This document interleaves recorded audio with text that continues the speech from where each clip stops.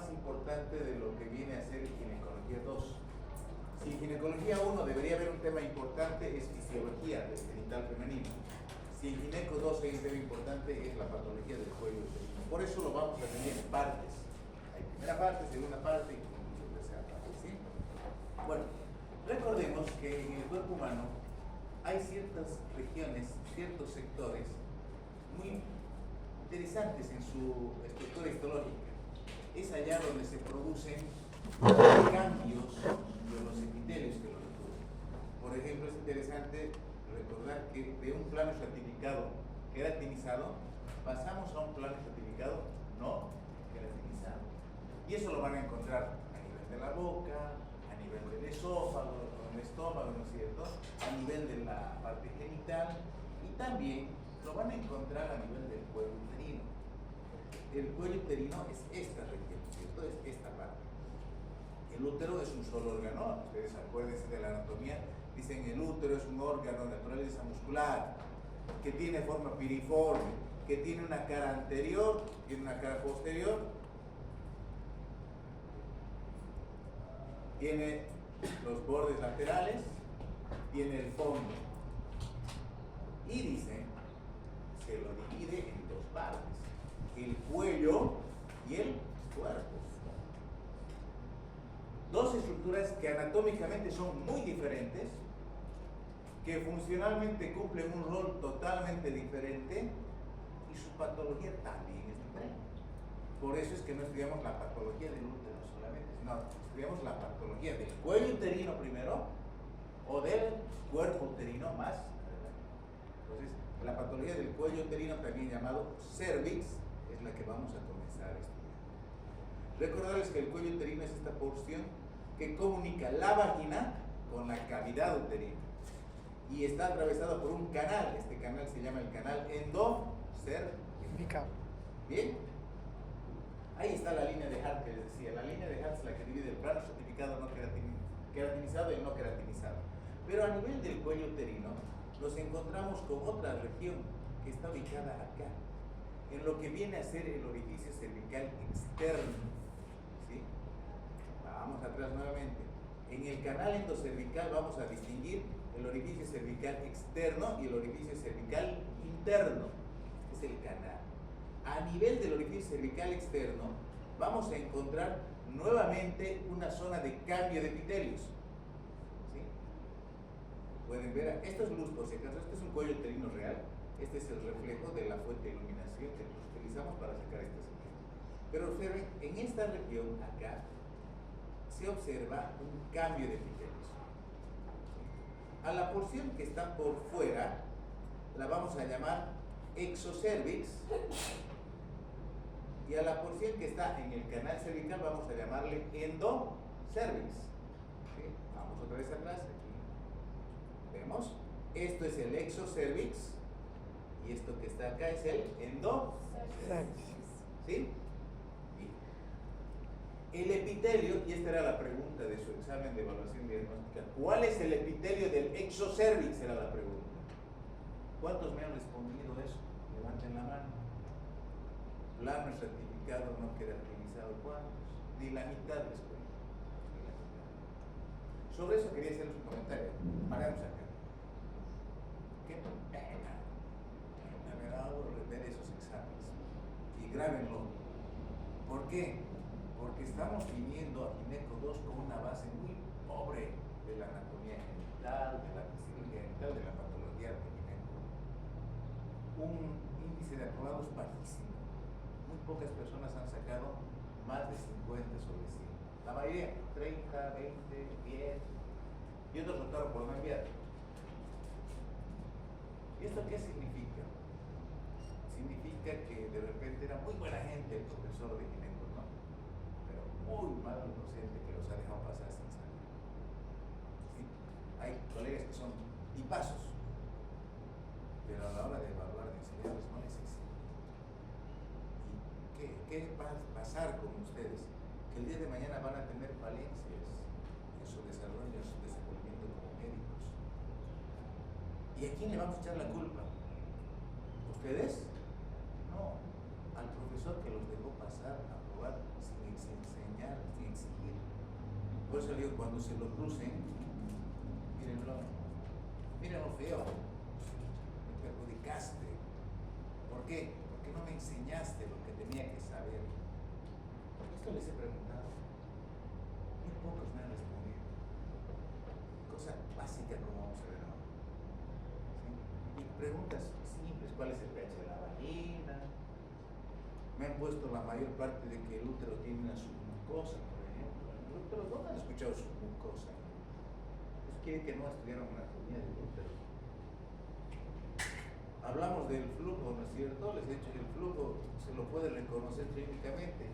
Y flujos es un tema de gineco 1. La semana pasada hemos hablado de flujos. Es un tema de gineco 1. Pero miren cómo estamos con las investigadoras. Tengo que hacer hincapié en estos detalles y tengo que preguntarles, porque no me va a pasar uno solo que no me diga estos epitelios. Me van a entender por qué. En el exocervix el epitelio es plano, estratificado, no queratinizado. En el endocervix es un epitelio cilíndrico, simple, secretor. Ahí está esta glándula. Esta es una glándula endocervical. Así son las glándulas endocervicales. Plano, estratificado, no queratinizado. En el exocervix, escamoso le dicen, si quieren bien. Y epitelio cilíndrico, simple, secretor. Ahí está, es un cilíndrico simple con glándulas. ¿Sí? Y el punto donde se unen estos es facilito, se llama unión escamo-cilíndrica. Bueno, ¿y cuál es la importancia? Aquí podemos ver, por ejemplo, lo mismo. Este es un cuello normal, pero impresiona como que algo raro está pasando. La mala costumbre que tienen unos colegas míos de utilizar la pizarra y dejarla toda sucia.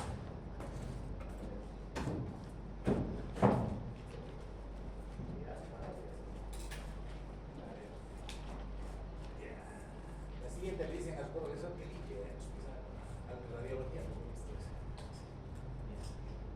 Parecería que este cuello es anormal, ¿cierto? Es un cuello normal, como el que hemos visto hace rato. De repente lo que llama la atención son estas manchas, es el reflejo, ya estos son los reflejos. Para poder ver el cuello uterino tenemos que utilizar una fuente de iluminación. ¿Sí? Entonces eso se refleja en los... Pero lo que va a llamar la atención es esto de repente. Esto no es reflejo, esto parece anormal. Aquí tenemos exocervix. Este es el exocervix. ¿Y qué es esto? Este es el endocervix.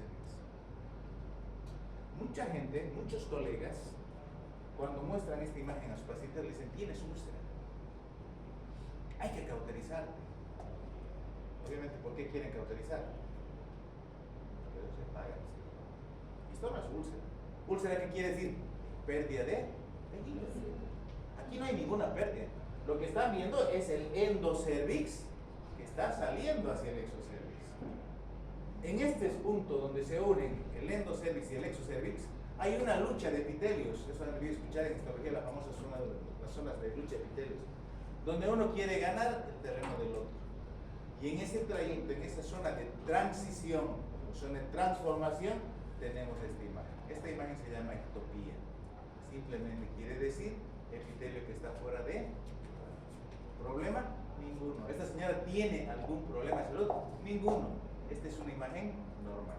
Así como la que veíamos hace rato. Esta es una imagen normal, completamente normal. La que estamos viendo acá es también completamente normal. Solamente que aparecen cosas interesantes. Por ejemplo, van a ver estas cositas de acá. Son los famosos quistes de Nabot. Y eso es el problema. Cuando a la mujer le dicen, tienes quistes de Nabot, se siente mal, tengo quistes. Tienen nada de malo los quistes, ya vamos a ver. Este es el epitelio exocervical. Es un plano estratificado no queratinizado que tiene varias capas. Y aquí va una de las preguntas de examen que les voy a hacer. Hay varias capas. Yendo desde la membrana basal tenemos la capa de células basales. Membrana basal, al lado de la membrana basal está la capa basal. Es una hilera de células altas, cilíndricas, una sola hilera. Vamos hacia arriba, vamos hacia la luz, encontramos varias capas de células parabasales. ¿Qué quiere decir para? Al lado del punto. Seguimos subiendo, tenemos células intermedias y finalmente acá tenemos las células superficiales. ¿Cuáles son las capas del epitelio de la mucosa cervical, exocervical, basal, parabasal y intermedia y superficial. Es la misma, es el mismo epitelio que tiene la vagina. La semana pasada hablamos de la vagina, ¿se acuerdan? ¿Qué epitelio tiene la vagina? Ahí están los detalles. Células basales, parabasales, intermedias y superficiales. Aquí están 2 a 4, 4 a 6, aquí para que se acuerden, 6 a 8 se tiene. 2, 4, 4, 6, 6. Capa de células. Y ustedes van a observar que las características de las células son diferentes. ¿Se acuerdan la semana pasada cuando les dije por qué la vagina es ácida? Porque en la vagina vive una bacteria que se llama Lactobacillus rhododendron, que se nutre del glucógeno de ¿quiénes? De las células superficiales. Estas son las células superficiales. Son ricas en glucógeno, lleno de glucógeno, núcleo pequeño lleno de glucógeno. Estas células proporcionan los nutrientes necesarios para el lactobacilo. Degradación de ese glucógeno es el ácido. Consecuencia de la presencia de ácido láctico, el pH de la vagina es. Bien. Ahora, como decíamos, el punto donde se encuentran estos epitelios no es un punto estático, es un punto dinámico. Está en permanente cambio. Cambia con la edad, cambia con las características de la mujer. No está en el mismo lugar en la mujer en el momento de la pubertad, no está al mismo momento después de la menopausia, no está en el mismo sitio, va a cambiar. Ahora quieren un poquito el esquema. Este es un esquema de la diapositiva segunda que hemos visto. Vemos acá el epitelio exocervical, aquí nuevamente les ponen el reflejo, esta es la luz, y vean, este es el epitelio endocervical. Esta es la unión del epitelio escamoso con el epitelio cilíndrico, por eso se llama unión escamo-columnar o escamo-cilíndrico. ¿Y por qué estamos haciendo tanto énfasis? Decíamos, esto varía, por ejemplo, en una resinacida, miren dónde está. Aquí está la unión, en una resinacida. ¿Por qué en una resinacida? Por el estímulo de las hormonas del ano. En una niña, ¿dónde está? Está acá adentro. Acá está. En una mujer adolescente, en una mujer adulta, y luego nuevamente en una mujer posmenopáusica. Esto es muy importante tener en cuenta, hasta para saber de dónde tenemos que tomar la muestra de Papá Nicolau. Este es el cuello de una mujer en edad adulta, este es el cuello de una mujer posmenopáusica. Nuevamente, los reflejos aquí están, esos son los reflejos, no le presten atención. ¿Sí? ¿Por qué nos interesa? Vamos, es una zona activa. A este nivel vamos a encontrar los quistes de Nabot. ¿Qué son los quistes de Nabot? Para los quistes de Nabot vamos a volver a la diapositiva. Miren, esto no tendría que volver porque se supone que esto ya saben ustedes. Se supone, no lo han demostrado en su examen. Los quistes de Nabot son formaciones fisiológicas que aparecen en el cuello uterino, consecuencia de la lucha de los epitelios. Vean, tenemos una glándula endocervical. ¿Qué produce? Moco. ¿No es cierto? Eso es un epitelio que secreta moco. Es más, ustedes han estudiado que este moco va a cambiar sus características de acuerdo al momento del ciclo menstrual y que sirve, dice, para poder saber el momento de la ovulación. Y hay un método de planificación familiar de anticoncepción que se llama el método del moco cervical. De este moco estamos hablando. Este moco se produce acá. Pero hemos dicho, los epitelios están en lucha. Uno quiere ganar terreno sobre el otro. Y va a ocurrir que ocasionalmente este epitelio se venga por acá y cubra todo esto.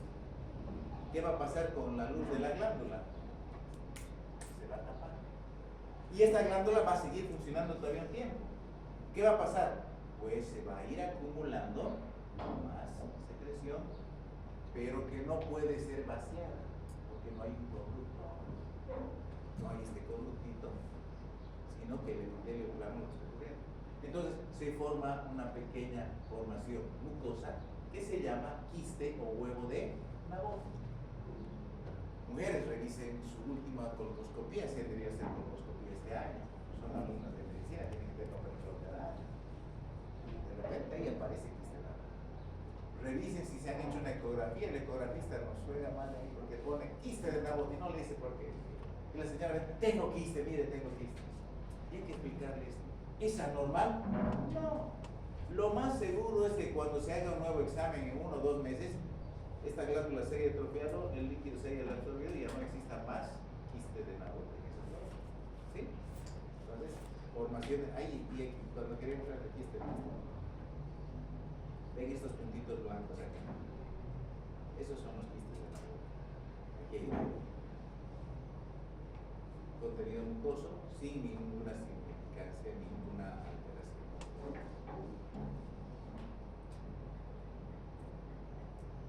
Aquí están nuevamente los quistes de nabo. ¿Por qué nos interesa la zona? Aquí está la clave. Y esta es la respuesta a varias preguntas de su examen. ¿Por qué es en este punto? Es en la zona de transformación donde se origina el llamado NIC. Ya hemos estudiado el NIC, ¿se acuerdan qué quiere decir NIC? Neoplasia intraepitelial vulvar. Hemos hablado del NIVA, para los que han venido a la primera clase, para los que han venido a la segunda clase del NIVA, que es neoplasia intraepitelial vaginal. Ahora vamos a hablar del NIC, que es el NIC, neoplasia intraepitelial cervical. ¿Y qué hemos dicho? Es el principio del cáncer.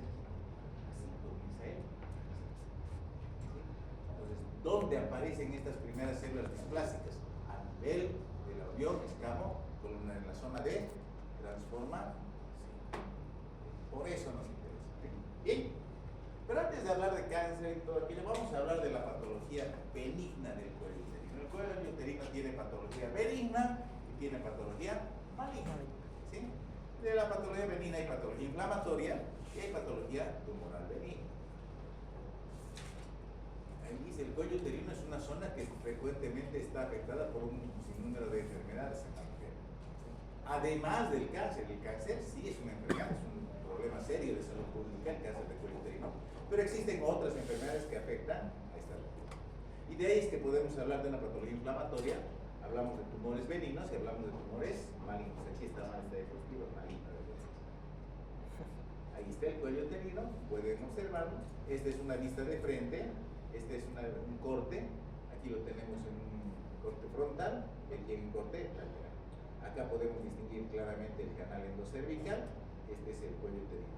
¿Qué se llaman estos costaditos acá? ¿Qué se llaman? Esto que está aquí, en el puntito rojo, ¿qué se llaman?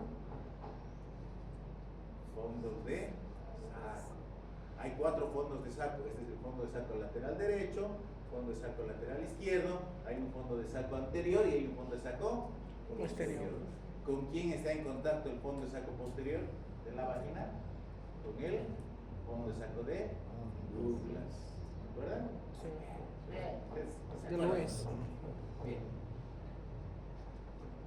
Pregunta: ¿qué nombre común vulgar tiene la porción del cuello uterino que está dentro de la vagina? Levante la mano el que sabe y le prometo que le regalo 5 puntos. Wow, pregunta doctor. A ver, sin googlear, ¿cómo se llama esta porción del cuello uterino que está dentro de la vagina? Tiene un nombrecito interesante. A la una, a las dos, a las Orificio cervical, tres. doctor. Se llama hocico de Tenca. Nunca te he escuchado. ¿No te entendió? Profesor de anatomía.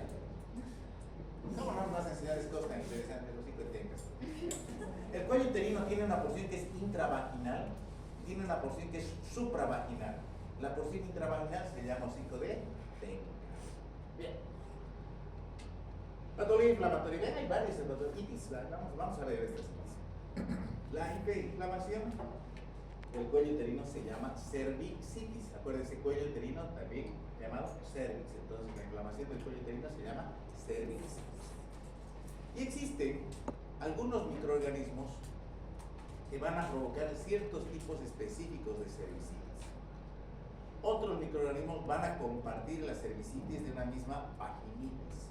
Entonces, valdría la pena hacer una diferenciación entre una exocervicitis y una endocervicitis. La exocervicitis corresponde a la patología inflamatoria infecciosa que hemos estudiado en la vagina. ¿Por qué? Porque es el mismo ambiente, es el mismo epitelio. Entonces, ¿qué encontramos? Cándida, Tricomona, Gardnerella. Después hemos hablado de las vaginitis infecciosas bacterianas, ¿no? Escherichia coli, Klebsiella, Protes, todo lo que ustedes quieran, comparten el mismo ambiente con la vagina. Ahora este exocervicitis también lo podemos encontrar con el nombre de cervicocolpitis, porque es inflamación del cuello y de la vagina. ¿Sí? Pero hay otros gérmenes que provocan proceso inflamatorio infeccioso dentro del canal endocervical. Esto se llama endocervicitis. ¿Y quiénes son estos? Estos tienen nombre y apellido. Son dos los que vamos a identificar específicamente. Uno, Neisseria gonorrea. Dos, Clamidia trachomatis. Las dos son enfermedades de transmisión. A gonococo no lo hemos mencionado la semana pasada, ¿se acuerdan? No hemos hablado de vaginitis por gonococo, porque el gonococo no tiene afinidad por la vagina. El gonococo tiene afinidad por la uretra y por el canal endocervical. A clamidia no la deberíamos buscar en vagina, que sospechamos de clamidia en una mujer, no la vamos a buscar en vagina. Clamidia no está en la vagina, clamidia está en el endocervix.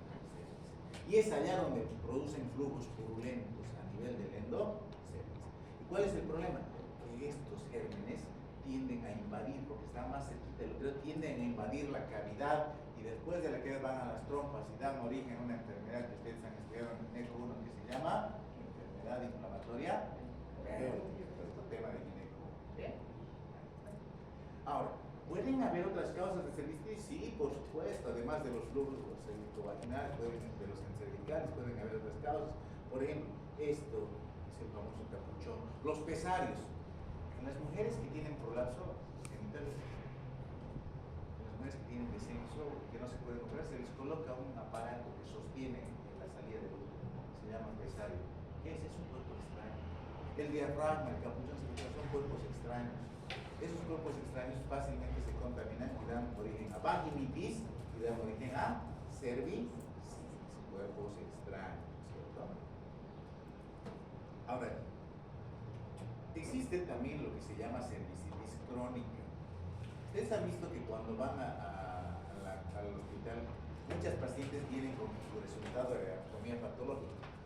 Me llevan, quiero que revise, hemos hecho cirugía por miomatosis. Y el patólogo informa, evidentemente hay miomas gigantes, que es degeneración mucosa, y nos dice cervicitis crónica. Pero ¿cuál es la clínica de la cervicitis crónica?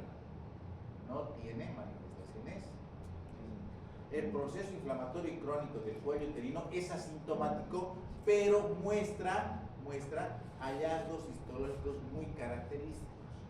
Es un diagnóstico histológico. Cervicitis crónica es un diagnóstico de la histología, no es un diagnóstico de la clínica.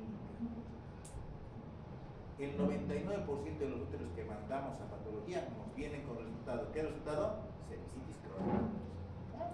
Tranquilos. Ahí está cervicitis. Ahora, hablemos de la ectopía. ¿La ectopía es una patología? No. La ectopía no es una patología. La ectopía se refiere nada más que a la presencia del epitelio del endocervix afuera, en el exocervix. Eso es. No requiere ningún tipo de tratamiento. Salvo que hay que tomar en cuenta dos cosas. Este epitelio no está en la misma capacidad de resistencia que este otro epitelio. Entonces, de repente nos vamos a encontrar con procesos inflamatorios a repetición. ¿Sí? Puede ser. O podemos encontrar con mujeres que tienen pequeños sangrados durante o después de las relaciones sexuales. ¿Por qué? Porque este epitelio no es de resistencia. El epitelio plano estratificado es de resistencia. El epitelio cilíndrico simple no es de resistencia. Entonces, pequeños vasos pueden sangrar durante o después de las relaciones sexuales. En esos casos sí se hace tratamiento, después no necesita. Pero se puede inflamar. ¿Y qué se llama cuando se inflama esta región? Se llama ectropiomitis. Ectopía o ectropio son sinónimos, y cuando se inflama se llama ectropiomitis. ¿Por qué? Porque es un epitelio que está expuesto a un ambiente que no es el común. El endocervix no tiene pH ácido, por si acaso. ¿Sí? Hay una flora microbiana que no es la del endocervix. Hay el trauma del coito, ¿no es cierto? El coito es traumático o no es traumático. Cervicocolpitis es un término que hemos dicho, es la inflamación del cuello uterino y del ano. ¿En qué enfermedad hemos visto estos puntitos hemorrágicos con aspecto de frambuesa? Tricomonía. Bien, han estado atentos. A veces nos encontramos con lesiones que nos dejan con la duda, nos hacen pensar si estamos frente a un cáncer. Y tenemos que pensar en cáncer. Lo primero que vamos a pensar cuando encuentro una lesión que deforma el cuello uterino, que altera la anatomía del cuello uterino, es cáncer. Pero también existen procesos inflamatorios específicos que pueden estimular lesiones tipo cáncer, y que no son cáncer. Como el caso de la tuberculosis.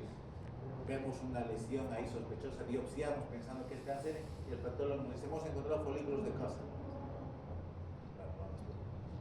O sifilíticos en muchos casos. Bien. Terminamos las inflamaciones, vamos a los tumores. A nivel del cuello uterino vamos a encontrar tumores benignos y malignos. ¿Cuáles son los tumores benignos? Primero los papilomas, luego los pólipos y rara vez otros tipos de tumores. ¿Qué son los pólipos? A los pólipos les decimos endocervicales, le ponemos apellido porque hay otros pólipos más. Los otros pólipos son los pólipos endometriales. Para diferenciar los endocervicales de los endometriales, le ponemos el apellido. ¿Sí? Entonces, pólipo endocervical, pólipo endometrial. ¿Qué son? Son tumores benignos que proceden ¿de dónde? Del endocervix. Hay un crecimiento tumoral benigno que nace en el endocervix y se proyecta hacia la luz. Puede ser sésil, ¿eso qué quiere decir? Que tiene una base ancha, o puede ser pedicular. Generalmente es único, aunque podría haber más de uno. ¿Sí? Y son consecuencias de procesos inflamatorios crónicos aumentados de un hiperestro. ¿Sí? Pueden evolucionar hacia una metaplasia, una inflamación. Y ahora, esto de transformación carcinomatosa, hay que tener mucho cuidado. No pensemos que el pólipo se va a volver maligno. Pensemos otra cosa. Pensemos que era algo maligno que estaba creciendo bajo la forma de... Es diferente, ¿cierto? No es que este pólipo se va a volver cáncer. No. De repente es un cáncer que está creciendo bajo la forma de... Ahí están los pólipos, miren cómo se ve. Este es un pólipo. Ahí está. Este pólipo ha salido ya por el cervical externo. No suelen ser muy grandes por si acaso. ¿Por qué? Porque para crecer necesitan una buena vascularización y son pobremente irrigados. Por eso la mayor parte de los pólipos sufren de isquemia en la parte distal. Por eso es que no crecen mucho, porque no hay nutrición adecuada. El tratamiento es lo más sencillo del mundo. ¿Qué hagas? En la consulta lo ven, lo pinzan, hay una pinza aro, y lo comienzan a torsionar. Por torsión se desprende. ¿Y qué tienen que hacer? Llevarlo a sí o sí. Facilito es sacar esto. Pero lo más importante es que el patólogo nos informe y nos diga, es un pólipo endocervical. Nos va a decir, es un pólipo endocervical con signos de isquemia, con signos perfecto, pero es pólipo y es benigno. ¿Sí? Ahí están los pólipos. Ahora, ¿qué son los papilomas? Ya hemos hablado de papilomas, al hablar de vulvas, ¿se acuerdan? Son proyecciones, son las famosas verrugas. ¿Pueden haber papilomas en el cuello uterino? Sí, pero ¿de dónde nacen? Nacen en el epitelio escamoso, en el epitelio pavimentoso. Son propios del exocervix. El pólipo es del endocervix, el papiloma es del exocervix. Mucho cuidado con esa idea. ¿Sí? Tienes que defender con códigos. ¿Pueden haber miomas? Sí. ¿Qué son los miomas? Los miomas son tumores del músculo uterino, del miometrio. ¿En el cuello hay músculo uterino? Sí, hay músculo. ¿En escasa cantidad? Sí. Hay músculo en escasa cantidad. Y ese músculo puede dar origen a tumores que se llaman miomas. ¿Y cómo se llaman los miomas del cuello uterino? Se llaman miomas cervicales. ¿Qué los hace especiales? Algo interesante. Los miomas uterinos son tumores estrógeno dependientes. ¿Qué quiere decir esto? que para su crecimiento necesitan de estimulación de estrógenos. ¿Con excepción de quiénes? Con excepción de los miomas cervicales. Los miomas cervicales no necesitan de estrógenos para crecer. Y van a escucharlo muy seguido. Señora, ya va a llegar a la menopausia, no se preocupe de los miomas porque los miomas van a dejar de crecer. A no ser que sean miomas cervicales, esos sí van a seguir creciendo. ¿Sí? Hablamos de la semana pasada de la endometriosis. ¿Se acuerdan qué es la endometriosis? Es la presencia de tejido endometrial funcional fuera de la cavidad endometrial. En el cuello uterino puede haber, ¿no? Ahí están algunos papilomas para que los vean. Ahí estos son los miomas, ¿no? Se llaman fibromiomas también. Cuando afectan al cuello uterino se llaman miomas cervicales. Y ahí está la endometriosis. Esa es la, hemos dicho, se ven unos islotes de color azul negruzco, irregulares, ¿cierto? ¿Cuál es la clínica? La clínica es que duelen bastante, sobre todo durante la... Ahí están unos quistes de Nabot más grandecitos, ahí, aquí está más clarito. Estos son los quistes de Nabot. Son normales, pero los encuentra la colposcopía. Entonces, en papanicolón por colposcopía, ahí la colposcopía, es esa foto del papanicolón, es la foto del cuello uterino. Las ecografías nos reportan. Nos dicen, hay quistes de Nabot, y cada vez más los ecografistas hacen deporte. Hay 3 huevos de Nabot, uno mide 2 milímetros, el otro mide 5. ¿Cuándo sería un problema? La verdad que nunca he visto esto, pero la clínica dice que en algún caso podrían obstruir la menstruación. En ese caso, ¿qué se llama? Si la salida de la sangre menstrual se ve obstruida por un obstáculo, ¿qué se llama? Pregunta de su evaluación diagnóstica. Criptógeno. Erosiones, úlceras, sí, a las úlceras pueden estar en el cuello uterino. Pueden deberse a problemas relativamente simples, la tuberculosis, sífilis, etc. O pueden ser también manifestaciones de enfermedad. Este es un término interesante. ¿Qué quiere decir queratosis? La queratosis se refiere a un cambio de la mucosa, del epitelio de la mucosa vaginal, de la mucosa cervical. Ahora, ya no es un epitelio plano estratificado no queratinizado, ahora es un epitelio plano estratificado queratinizado. ¿Y por qué se produce este cambio? Porque en este caso, aquí pueden ver, el cuello uterino está expuesto al exterior. ¿Y qué hace estando expuesto al exterior? Se adapta. ¿Cómo se adapta? Cambiando. ¿Y a qué cambia? A un plano estratificado queratinizado. Eso se llama queratosis. Esto lo vamos a ver seguido en los casos de pacientes con prolapso genital, donde el útero se sale. Dato interesante, los cuellos con queratosis rara vez hacen cáncer. ¿Por qué? Porque no hay la zona de transformación. Para que haya cáncer de cuello uterino tiene que haber actividad sobre la zona de metaplasia. Los condilomas, ya hemos hablado de condilomas, ¿se acuerdan? En vulva, en vagina hemos hablado. ¿Qué son los condilomas? Son las famosas verrugas que tienen forma, una superficie irregular, de forma de coliflor, de cresta de gallo, que son consecuencia de la presencia del virus del papiloma humano, el cual se transmite a través de relaciones sexuales. 7 de cada 10 mujeres a nivel mundial son portadoras del virus del papiloma humano. Ahí están los condilomas en vagina, no hay más traído. Pero también son las responsables, esta infección viral, de los cambios que se producen a nivel de la mucosa, del epitelio de la mucosa cervical. Estos cambios se llaman displasias. Definíamos la semana pasada, ¿no es cierto? ¿Qué es la hiperplasia? La hiperplasia es cuando igual, hay más. ¿Qué es la metaplasia? Cuando va a cambiar, ¿no es cierto? ¿Qué es la displasia? Cuando la forma, la estructura y la fisiología de las células se altera. Y estos cambios displásicos, ¿dónde ocurren? Ocurren en la zona de transformación. De ahí la importancia. ¿Por qué? Porque esta zona de transformación nosotros la podemos ver, nosotros la podemos percibir fácilmente, podemos llegar a la zona de transformación de una manera bien sencilla. Colocar un espéculo y estamos viendo los cuellos, se los ve porque hemos colocado un espéculo ahí. Han visto la especuloscopía en gineco, se ven los cuellos uterinos. Entonces es una situación donde se puede acceder fácilmente para hacer diagnóstico. Bueno, hablemos un poquito del virus del papiloma humano. ¿Es una ITS? Sí, es una enfermedad de transmisión sexual.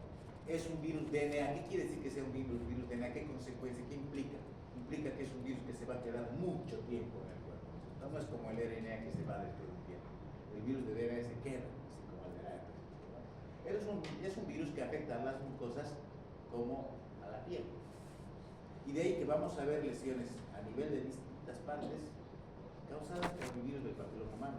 A nivel de la vulva, a nivel de la vagina, del cuello uterino, de la uretra, en el varón del pene, del escroto, la vejiga, el ureter, la región digestiva baja, piel, las verduras comunes, vía digestiva alta, vía respiratoria.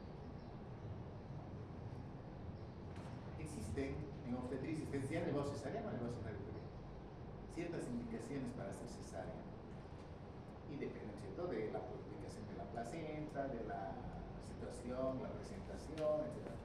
Pero hay una situación, un caso bien raro donde dice, cuando la mujer tiene condilomas, se tiene que hacer cesárea. ¿Por qué? Porque para que el recién nacido al momento del parto no se infecte del virus del papiloma humano. Bueno, ¿y qué tiene? Le va a crecer en los... No, no le va a crecer en los... ¿Dónde le va a crecer? Ya. Y cuando esas verruguitas estén creciendo en la vía aérea, ¿qué le va a pasar? Ya, se va a morir. Sanito estaba, se ha muerto de por sí con sus condilomas. Esas pacientes que tienen condilomas no deberían ir al parto, tienen que ir a...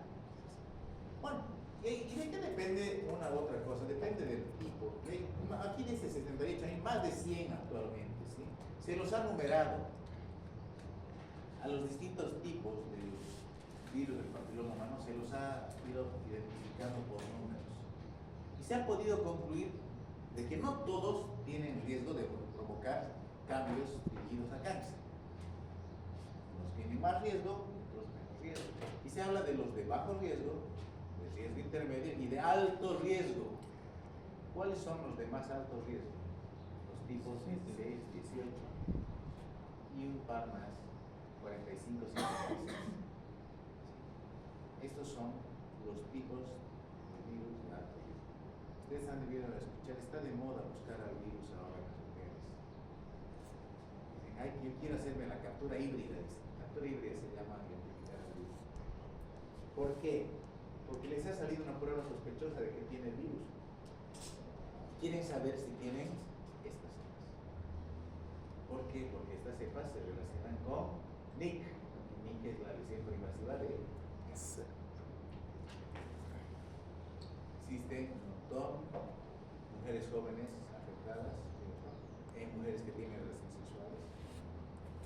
Pues mientras más compañeros sexuales, más riesgo de contraer. Si solamente se utiliza el preservativo.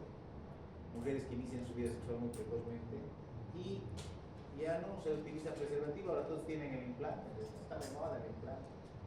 El implante no evita la transmisión del virus. Entonces, hay un cambio en la conducta sexual que ha determinado que aumenten los casos de infección por virus del papiloma. ¿Sí?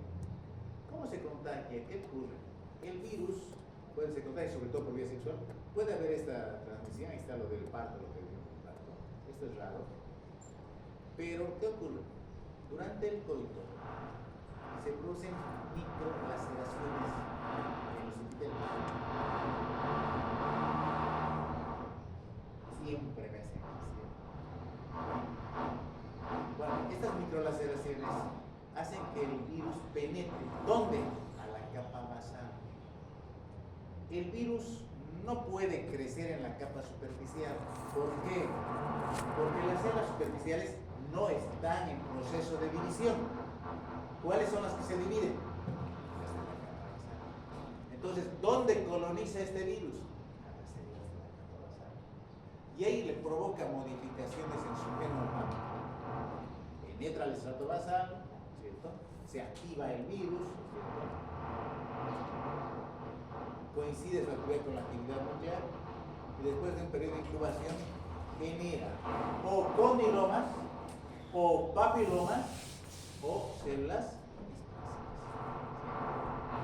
Bien, condilomas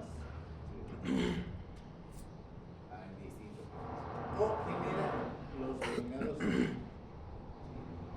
¿qué son los NIC? Hemos dicho presencia de células displásicas en el epitelio de la zona de transformación. Es una etapa previa a cáncer de cuello uterino, pero aquí hay algo bueno, no es una etapa obligatoria. ¿Qué quiere decir? Que no todas las pacientes que tienen displasia cervical van a ser cáncer de cuello uterino. Ya vamos a ver los porcentajes.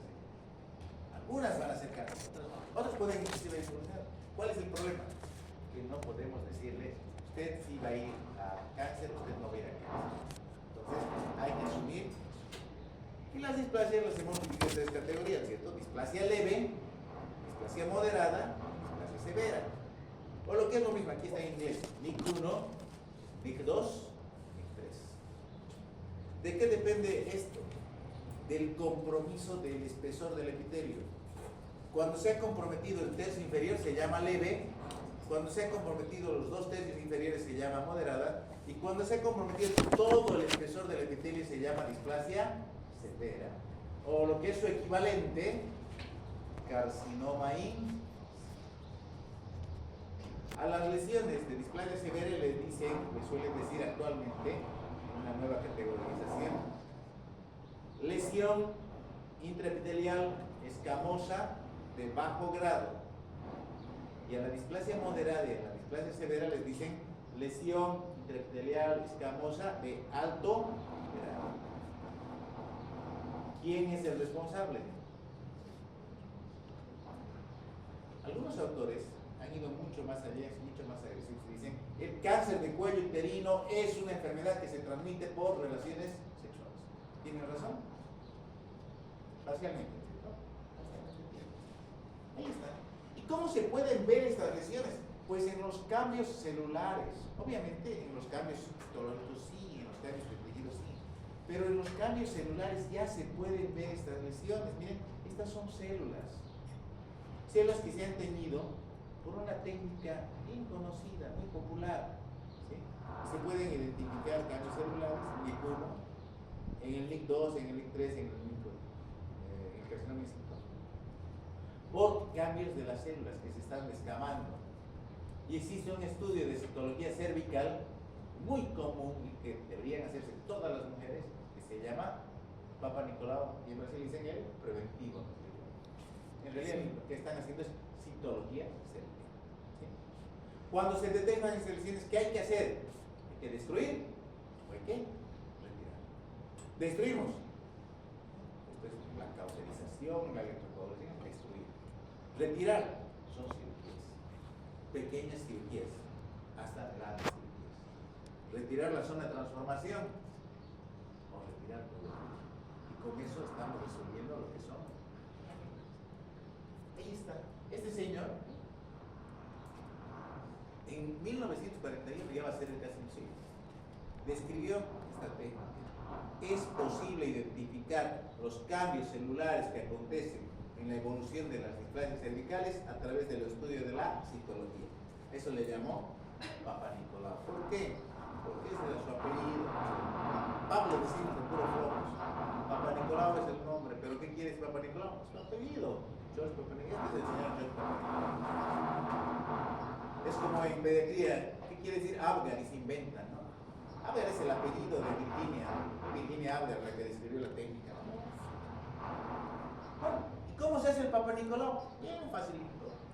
Ustedes ponen a la paciente en posición ginecológica, le colocan el espéculo, ¿sí? Y toman células. ¿De dónde? De la zona de transformación.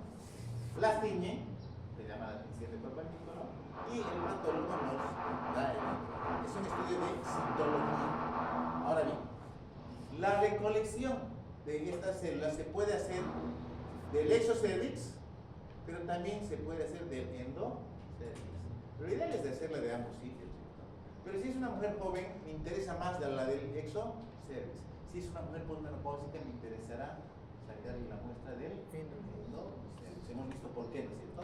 Porque la zona de transformación. Entonces, hay este pequeño aparato, se llama espátula de aire, por si acaso. Usted miren la forma que tiene.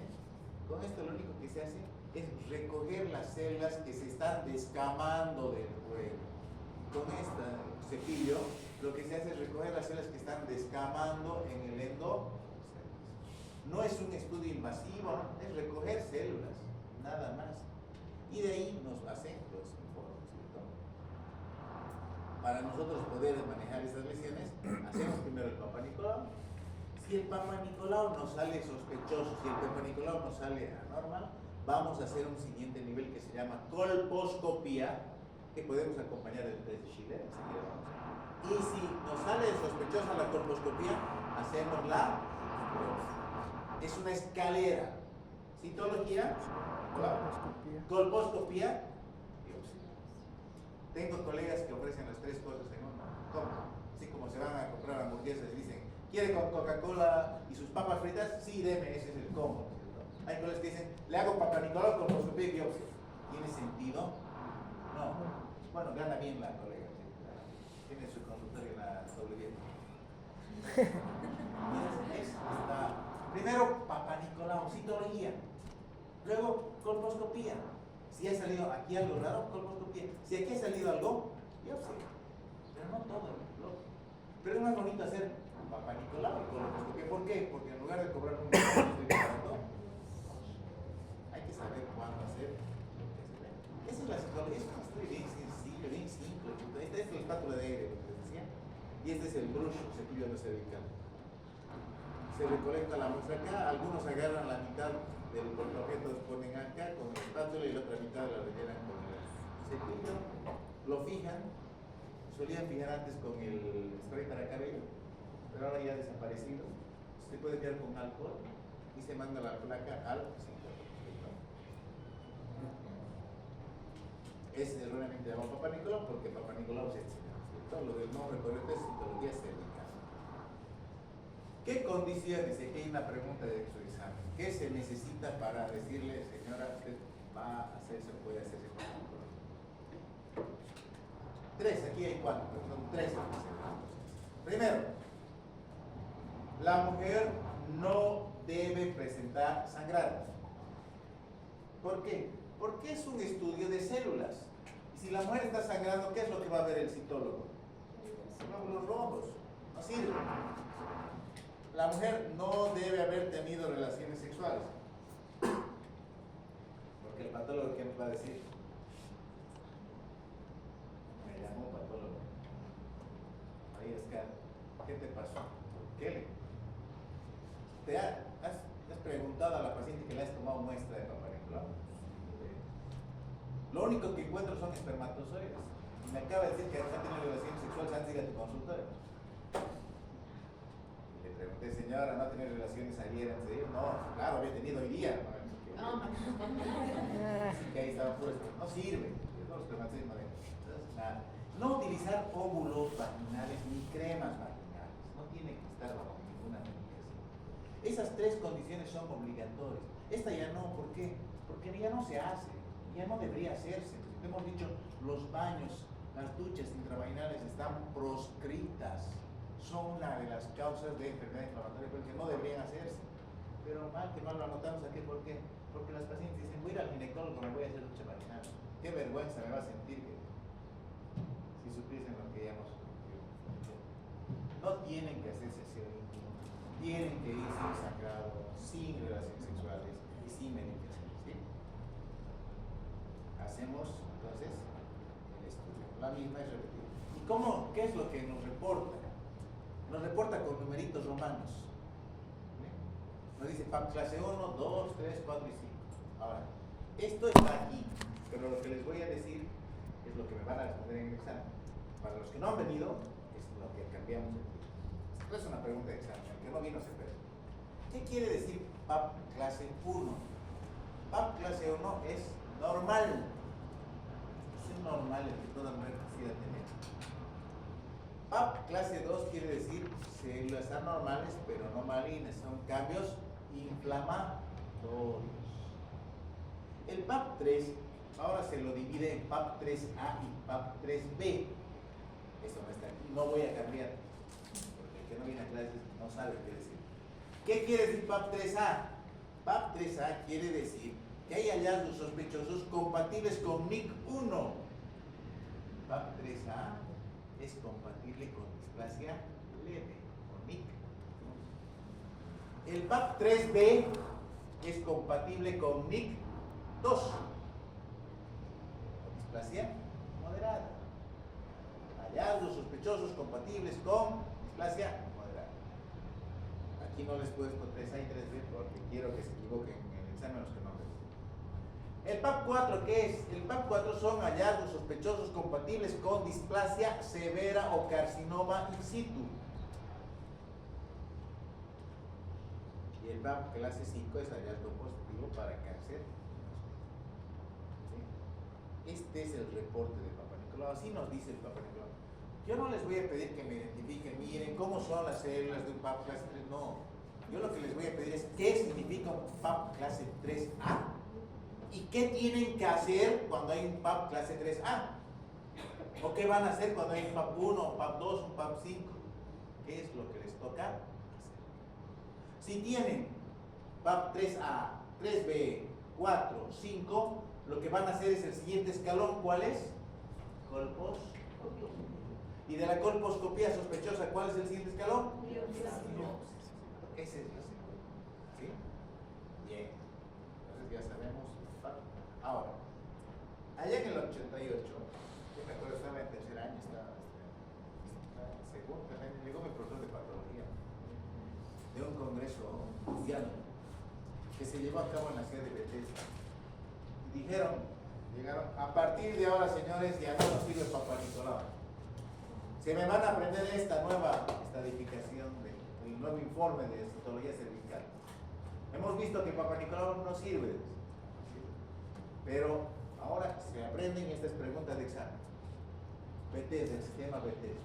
¿Qué es el sistema Bethesda? Es otra forma de informar la citología cervical, nada más. Es otra forma de hacer el informe. En lugar de ponerle un numerito, aquí no deberían haber numeritos, lo que hacen es describir qué es lo que ha visto en la placa. Y describen, ¿cierto? Citología normal, cambios celulares benignos, inflamatorios reactivos. Aquí le añade las células escamosas atípicas de significado indeterminado. Habla de lesión intraepitelial de alto grado y de bajo grado. De bajo grado y de alto grado. Aquí estaría la displasia leve. Acuérdense, aquí está la displasia moderada y la displasia severa. Y otros datos. Entonces, esta es la forma como van a informar. ¿Y qué pasó? Bonito, interesante, descriptivo, científico, bien. Pero no tuvo éxito Bethesda. ¿Por qué? Porque ¿qué es más fácil decirle a la paciente? Señora, usted tiene una lesión intraepitelial de alto grado. O decirle, señora, usted tiene un PAP clase 4 y el que le sigue es el 5 y es cáncer. ¿Con qué la van a concientizar más? ¿Con esto o con un número? Que le digan, 1 es normal, 5 es cáncer, usted está en el 3. La paciente entiende mejor con un número. Entonces actualmente se mantienen las dos formas de... Hay médicos, citólogos, que informan en PAP, hay médicos que informan en Bethesda y hay otros que informan los dos. Revisen su último Papa Nicolau, quién les informó, cómo les informaron. A ver, en PAP, clase 1, clase 2, en Bethesda, y algunos lo hacen en lo importante es que estén informados. Con el Papa Nicolau esto es importante. Es posible reconocer alteraciones antes de que se puedan ver, son lesiones microscópicas. Si podemos reconocer una lesión antes de que sea visible, podemos prevenir el cáncer. El cáncer de cuello uterino es el único cáncer que se puede prevenir antes de que sea cáncer. Ya vamos a ver cuando hablemos de ovario y de mama, cuando hacemos diagnóstico de cáncer ya está avanzado. Pero cuando nosotros hacemos detección precoz de cáncer de cuello uterino, podemos prevenir, hacer un buen tratamiento y darle un buen pronóstico a la paciente, ¿cierto? Las lesiones precancerosas, los estadios iniciales del cáncer se pueden valorar a través de exámenes bien sencillos. ¿Qué es la colposcopía? Hemos hablado mucho de la colposcopía. ¿Qué es? El colposcopio es un aparato que es como una lupa con una fuente de iluminación. Es un sistema de amplificación de imagen fibra óptica con buena iluminación. Por eso se acuerdan de los reflejos, todavía les hablo de los reflejos. Son los reflejos que vienen de este aparato. Es este aparatito. Se hace especuloscopía y a través del espéculo nosotros llegamos a la visualización aumentada, agrandada y bien iluminada del cuello. Es la famosa fotito que acompaña en algunos informes del Papa Nicolau. En realidad el Papa Nicolau no viene con fotito, tiene que fotografiarse él. Es una fotografía del cuello que se llama colposcopía. Para poder detectar imágenes colposcópicas es importante que se haga una tinción primero con ácido acético a 3%. Se tiñe, se pinta, se embadurna, se hace una imbricación con ácido acético y de ahí tenemos imágenes normales, imágenes sospechosas que nos obligan a ir al siguiente nivel. ¿Cuál es el siguiente nivel? Ahora, con colposcopio o sin colposcopio, aquí pregunta de examen, nosotros podemos hacer el test de Schiller. ¿Qué es el test de Schiller? El test de Schiller lo podemos hacer con colposcopía o sin colposcopía, directamente con espectroscopía. Teñimos el cuello uterino con una solución de yodo iodado que se llama Lugol. Y es bien fácil. El epitelio escamoso se tiñe con yodo. Entonces, ¿qué quiere decir? Que el epitelio escamoso es yodo positivo. Y si es yodo positivo, por lo tanto, la prueba de Schiller es negativa.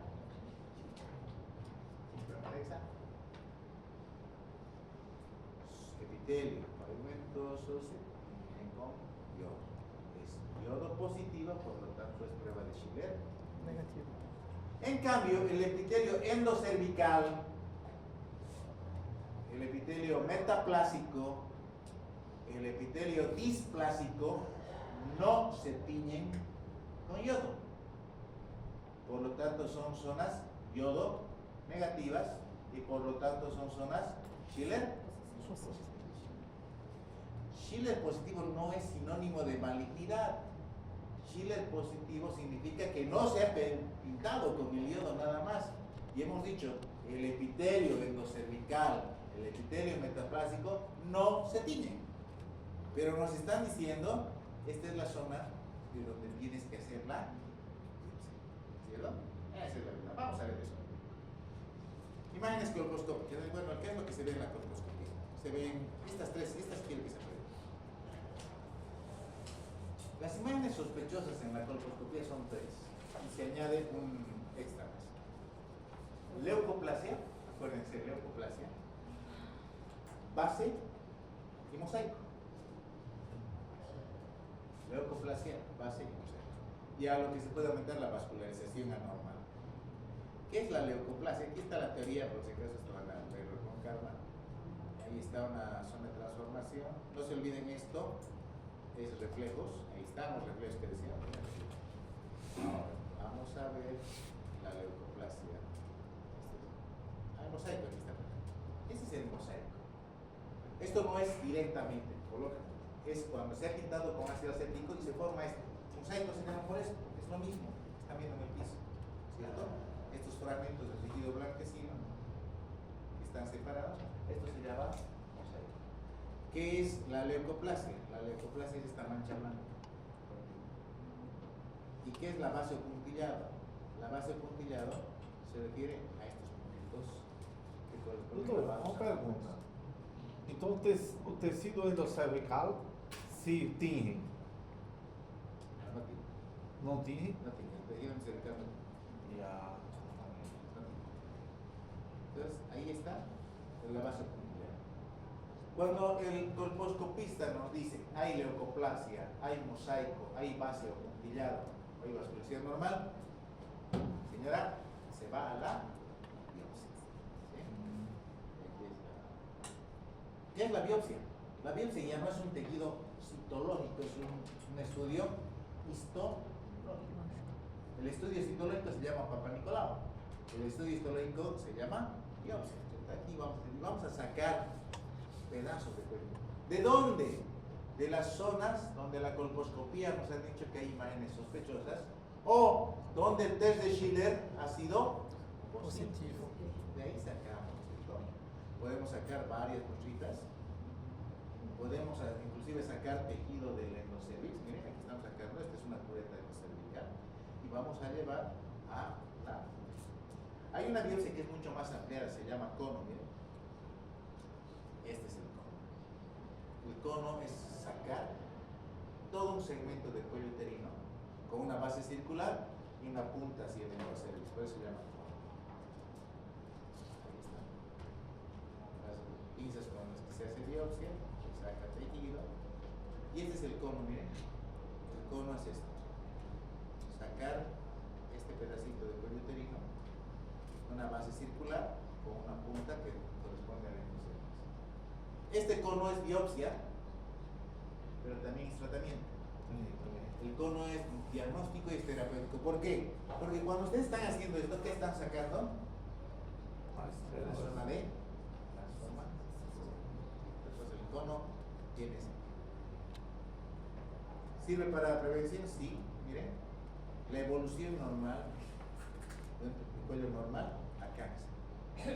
Son pasos que siguen. NIC 1, NIC 2, NIC 3, cáncer y cáncer. Con posibilidades de reversión. Ojo, y no es un proceso que se lleva a cabo de un año para otro. Miren lo que tarda en avanzar. De 5 a 10 días. O sea, hay tiempo. Y si nosotros hacemos esto cada año, lo vamos a detectar aquí. No lo vamos a detectar aquí. ¿Quiénes se detectan aquí? Las que no se hacen Papá Nicolau. Y esta mañana me han escuchado, lo van a escuchar en la consulta todo el tiempo. Es un irresponsable, señora. ¿Por qué no se hace Papá Nicolau? Vaya a hacerse Papá Nicolau. Es gratis. Toma 5 minutos. Previene esto. Solo que toma. Cáncer. ¿Cuándo es cáncer in situ? El cáncer in situ es cuando no ha atravesado la membrana basal. ¿Pero qué se llama cuando atraviesa? Cuando ha atravesado y es un invasor, pero antes de ser invasor, si ha penetrado 5 milímetros en profundidad o 7 milímetros en extensión, no ha llegado a más de 5, no ha llegado a más de 7, se llama cáncer microvascular. Este es el cáncer microvascular. ¿Cuántos tipos de cáncer de cuello uterino hay? ¿Cuántos tejidos hay? 2. El escamoso y el endocervical. Entonces hay un cáncer de tipo escamoso y hay un adenocarcinoma. El más frecuente es el carcinoma escamoso. Lo que decíamos, aquí está el NIC 1, NIC 2, NIC 3 o su equivalente, carcinoma in situ, y cuando penetra, cáncer microinvasor, si es que no ha llegado a 5 en profundidad, si no ha llegado a 7 en extensión. Ahí está el. ¿Quién genera este cambio? El virus del papiloma. ¿Cómo llega el virus del papiloma humano? Por relaciones sexuales. Aquí hay una cosa interesante. Cuando se detecta NIC 1, la posibilidad de progresión a cáncer invasor es apenas del 1%. O sea, miren qué importante es detectarlo aquí. Se lo detecta, se lo trata y no va a llegar a cáncer. Puede regresionar espontáneamente hasta en el 57% de los casos. Cuando lo detectamos en NIC 2, 5 van a ir a cáncer. Regresiona el 43%. Cuando estamos en NIC 3, 12% apenas, pero también regresionan menos. Entonces, ¿qué quiere decir esto? Que mientras más precozmente diagnostiquemos la lesión premaligna, la opción de recuperación es mucho más fácil. No quiere avanzar, no quiere que avance. Está detectar ese cáncer. Nada, tengo 15 minutos más, vamos. ¿Cómo se hace el diagnóstico de las lesiones preinvasivas del cuello uterino? 3 pasos. Citología, me ha llamado Papá Nicolau, me ha llamado preventivo. Colposcopía y la lesiones preinvasivas tienen paralelo un poquito. ¿De qué dependen? Dependen de la presencia del virus del papiloma humano. ¿Y cómo va a llegar el virus del papiloma humano? Con estos elementos. Factores etiológicos coexisten las infecciones de transmisión. Decíamos, ¿cierto? Cuando detectan tricomona, busquen otras más. Las ITS no van solas. Las ITS pueden ir acompañadas. Encontraron una, clamidia, encontraron tricomona, busquen, van a encontrar de repente otra más, ojalá no encontrase. Y esta tablita con esto nos quedamos, con las equivalencias. La displasia leve equivale a NIC 1, la displasia moderada equivale a NIC 2, la displasia severa equivale a NIC 3. El NIC 1 es lesión intraepitelial escamosa de bajo grado, el NIC 2 y el NIC 3 son lesiones intraepiteliales escamosas de alto grado. Pregunta de exámenes. Ahí está, lo mismo. Eso es para que vayan leyendo un poquito de cómo se ven las lesiones. ¿Vean? Ahí está, esta es una imagen colposcópica normal, ¿cierto? Ahí. Ahí pueden ver la histología normal, las lesiones preinvasivas. ¿Qué hay que hacer? Aquí es, ¿qué es lo que tenemos que hacer? Y eso es lo que tenemos que hacer. Preguntas.